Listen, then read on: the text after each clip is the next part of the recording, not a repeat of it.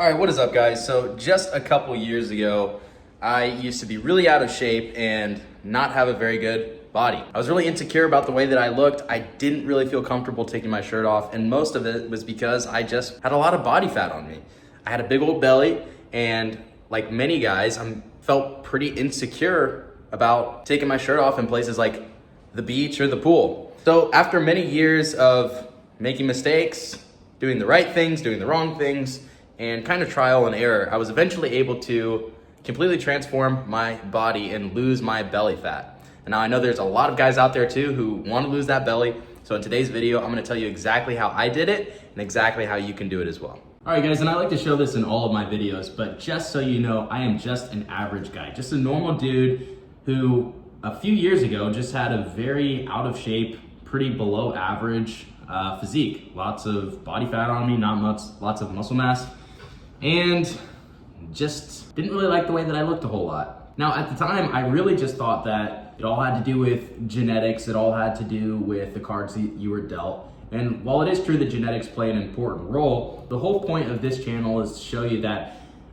as just a normal person, I was able to completely transform my physique. And through learning the proper principles of fitness, I was able to go from this to what I look like now, which, as you can see, I've lost a substantial amount of body fat and gained a lot of muscle mass that I've added onto my frame.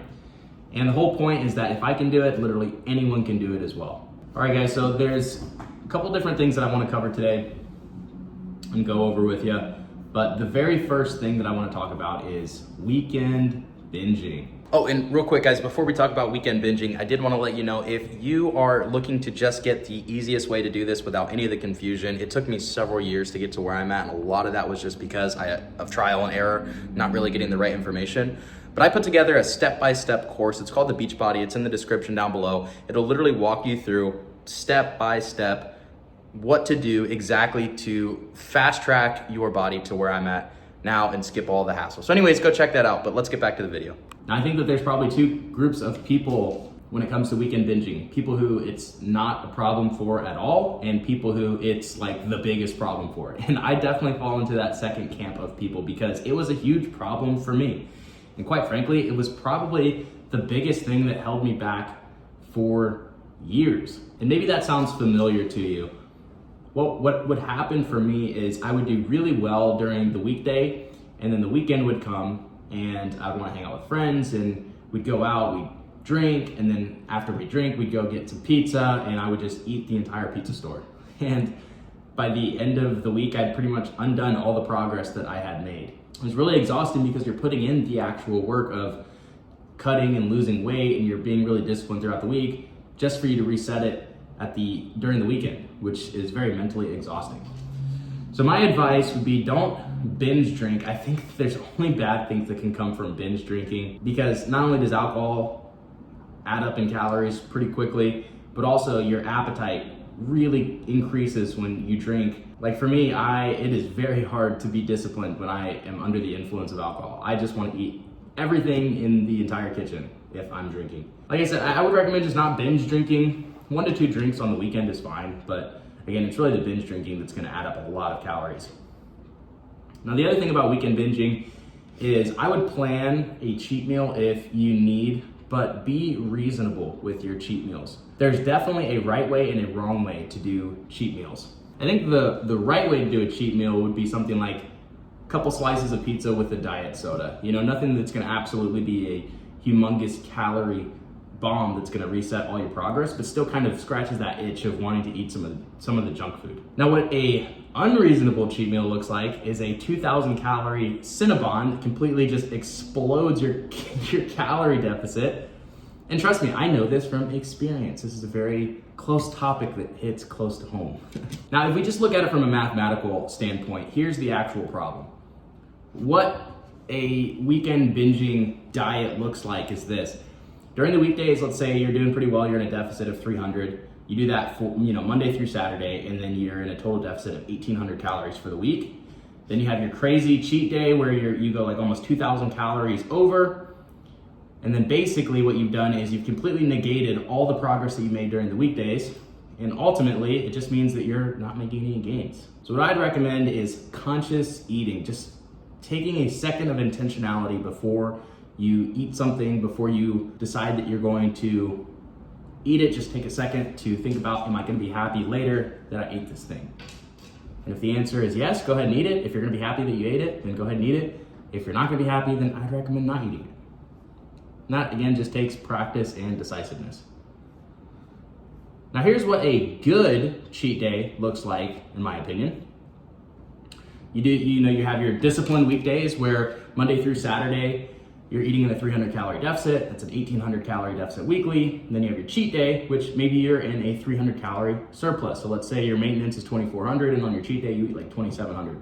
Well, that's still totally okay. Even though on that one cheat day, you went a little bit over, you're still in a total weekly deficit of 1,500 and that 1,500 calories. And that means that ultimately you still made gains. That to me is what an ideal cheat day looks like. Now, the second thing we're gonna talk about is simple movement. Let me explain what I mean. Simple movement, I think, is the biggest X factor, other than maybe like your just quality of your diet. But simple movement is a really big deal because I think a lot of people have this idea that you need to have really strenuous exercise included into your daily life to lose weight. And while strenuous exercise will absolutely help you lose weight, it can also just be very basic, simple movement that helps you to lose weight as well. Going for a 15-minute walk on the daily can be the difference between being in a deficit and not being in a deficit. And I'll give you an example here. Let's say that you go on a walk and this walk helps you burn an extra 100 calories. Well, let's say that your maintenance calories is 2,400. Well, that walk can be the difference of you burning 2,400 calories daily or you burning 2,500 calories daily.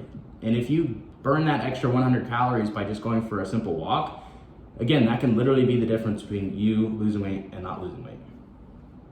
So in my opinion, I don't think you need to do dedicated cardio in the gym. You can get on the Stairmaster, you can get on the treadmill, that'll certainly help.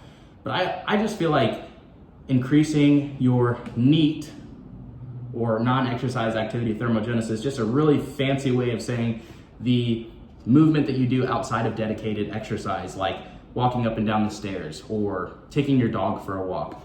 Increasing that is really gonna, in my opinion, be the best way to burn extra calories. I think that the golden rule is just try to get 10,000 steps. If you get 10,000 steps in, you're pretty much gonna guarantee that your NEAT is high.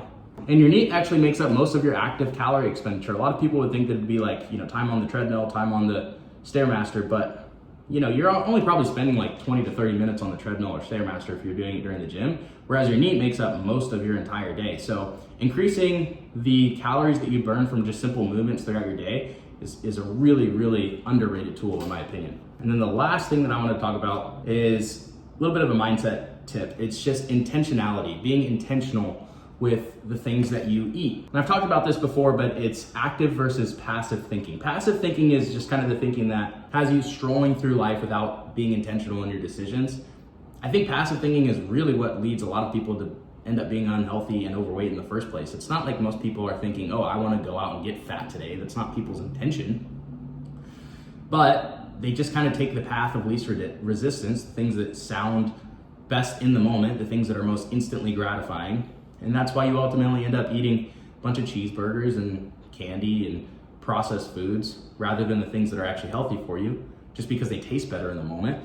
And you ultimately just kind of fall into this trap of being unhealthy just because you weren't intentional in your decisions. So what I'd recommend is literally just taking about 2 to 3 seconds of reflection before making a decision, whether it's, do I want to go to the gym today or not? Whether it's, am I going to eat this fast food or not, or am I gonna eat this healthy food? Just taking a few seconds of reflection and considering how that will impact you in the future is a really big thing that helped me. That's kind of the idea of just getting by versus actually trying to achieve your goals. And again, I think it's a big trap of just getting lulled into mediocrity. It's really easy to fall into that. Again, if you just turn your brain off and follow the path of least resistance, you'll like one day wake up 10 years later and be like, shit, dude, what happened? But I think if you can be intentional, then even though in the moment it might not be the most gratifying decision, later you're gonna look back on it and be like, man, I'm so happy that I stayed disciplined. And that kind of leads me into the biggest part of all this, which is the commonality between all three of these things, which is just discipline, whether it's increasing your exercise, increasing your activity levels, and improving your diet, or avoiding the weekend binging. It all just takes discipline. But discipline, like anything else, is a skill that you can develop. So if you're someone who hasn't been super dialed in, then I hope that this video inspires you today to even make one more disciplined decision than you would have if you didn't watch this video. So let's be intentional today. That's the actionable step, is be intentional about the things that you do and the things that you eat and just your overall lifestyle choices. So anyways, I hope that this video was helpful, and I'll see you guys in the next one. Peace.